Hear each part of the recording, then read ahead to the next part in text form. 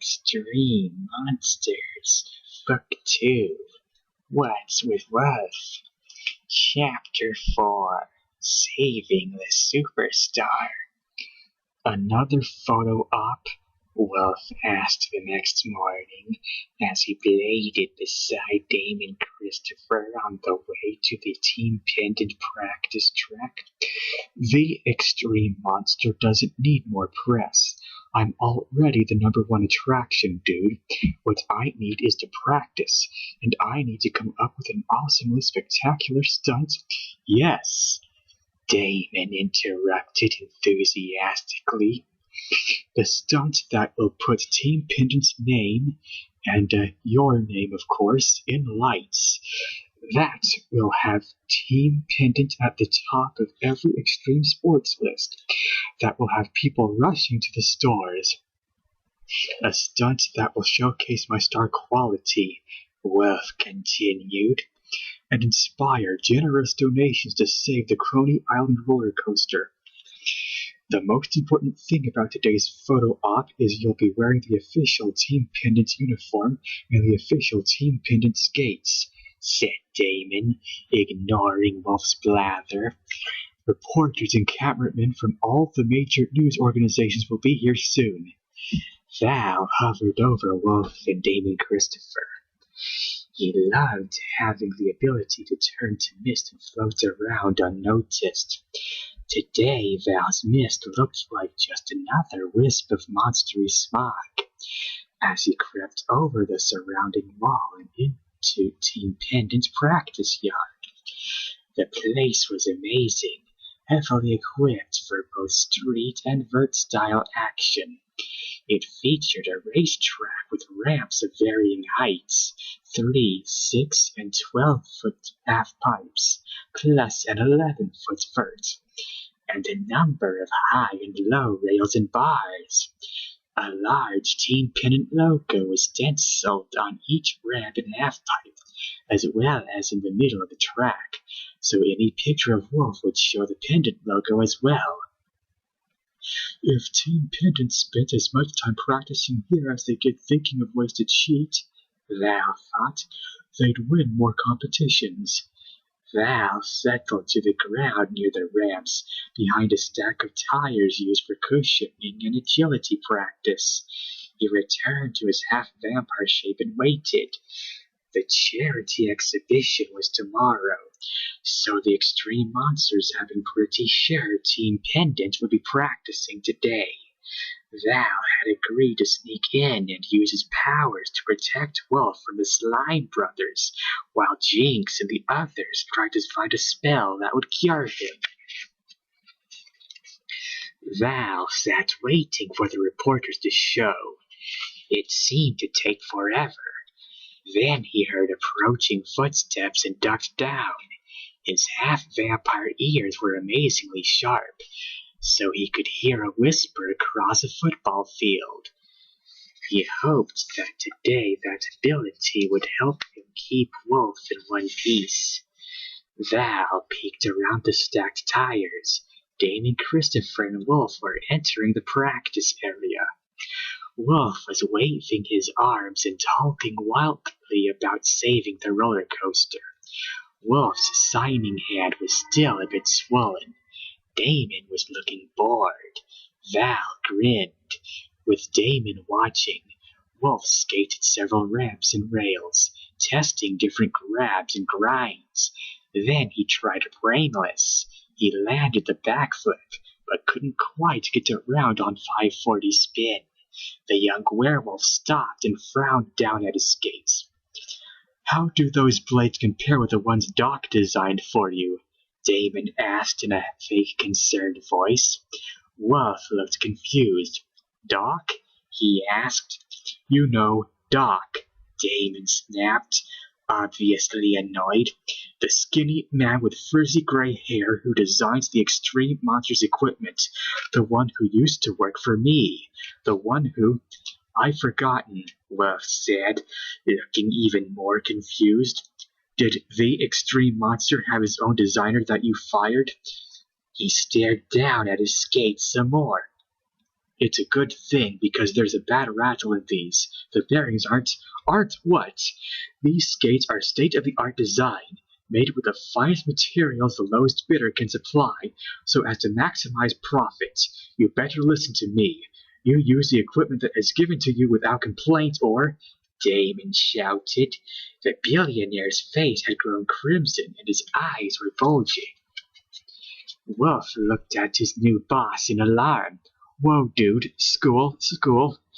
The extreme monster is so good he can make even whack gear shine.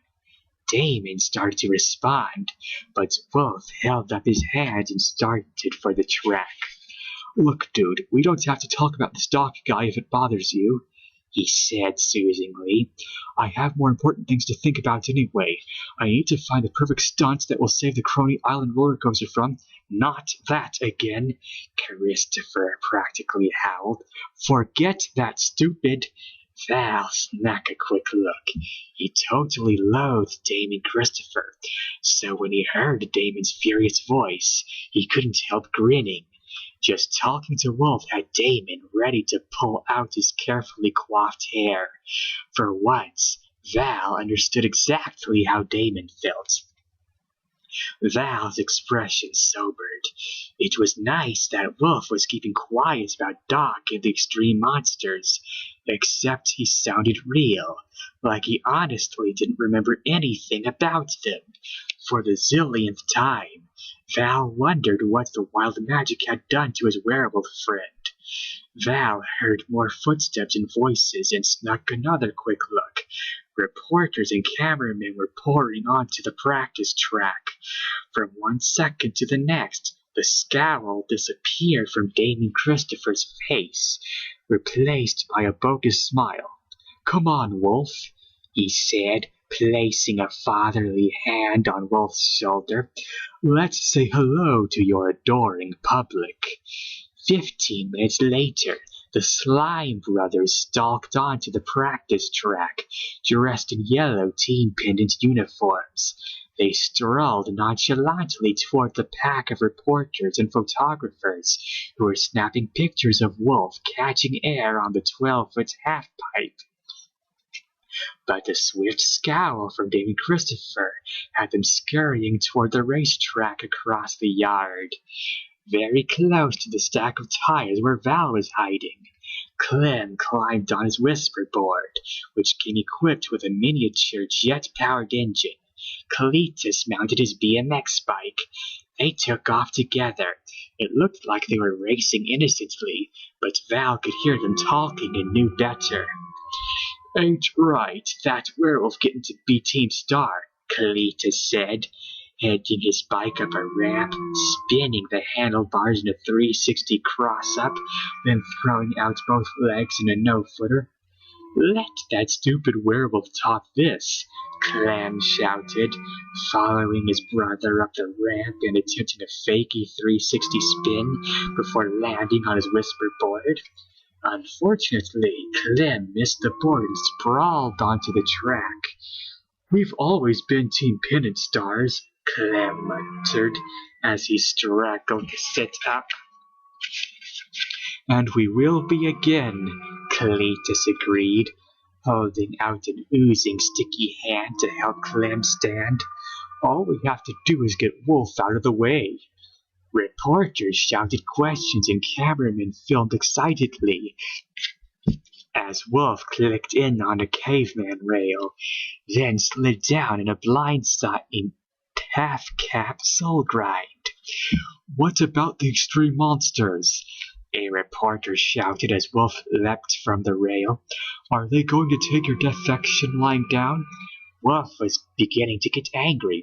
I am the extreme monster, he said, for it seemed like the 100th time. Don't you get it? He turned his back on the reporters and bladed angrily past Clem and Cletus, who were standing on the track leading up to the first ramp. Keep off the track, dudes, growled Wulf, and keep out of my way. Clem looked at Cletus. Cletus looked at Clem. They smiled, their green faces revealing ugly yellow teeth, and put their hands behind their backs. Slime dripped down their fingers and plopped onto the ramp.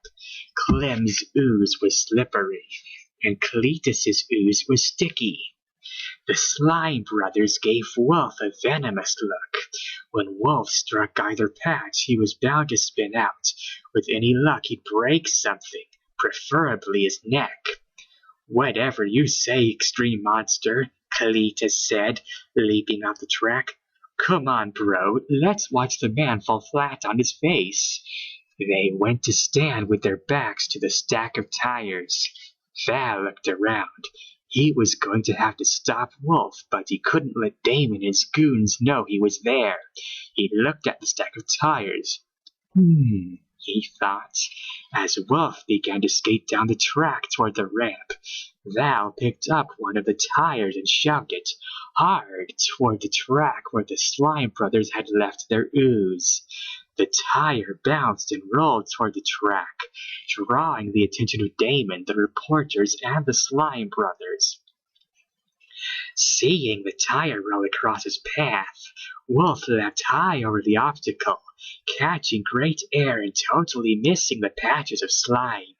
He landed in a hand plant on the edge of the ramp, flipped off, and skated toward the 7-foot ramp. Reporters cheered, cameras whirred and flashed. Everyone's eyes were on Wulf, so no one but Val saw the tire skid on the slimy ooze, stop short of the sticky ooze, and slam onto the ground. Val ooked at the mess and knew that it could have been Wulf. He knew there was a reason for coming here. Damon rushed over. Seeing the thwarted looks on the faces of the Slime brothers, he began to yell at them for throwing the tire and trying to injure their star skater. Clem and Cletus backed up, protesting their innocence. They backed up so far that they bumped into the pillar of tires, which, with a little shove from Val, toppled, sending tires bouncing down all around them. Val took this opportunity to turn himself back into mist. As Damon yelled, the cameraman took pictures, and for once, Clem and Cletus were the focus of their attention. This was definitely not what either of them had had in mind. Finally, the reporters left. Val morphed into his half-vampire form behind a wall, hoping Jinx had managed to work out an anti-hex. Wulf was muttering again, trying to decide what stunt to do. It needed to be something spectacular, something no one else had done before.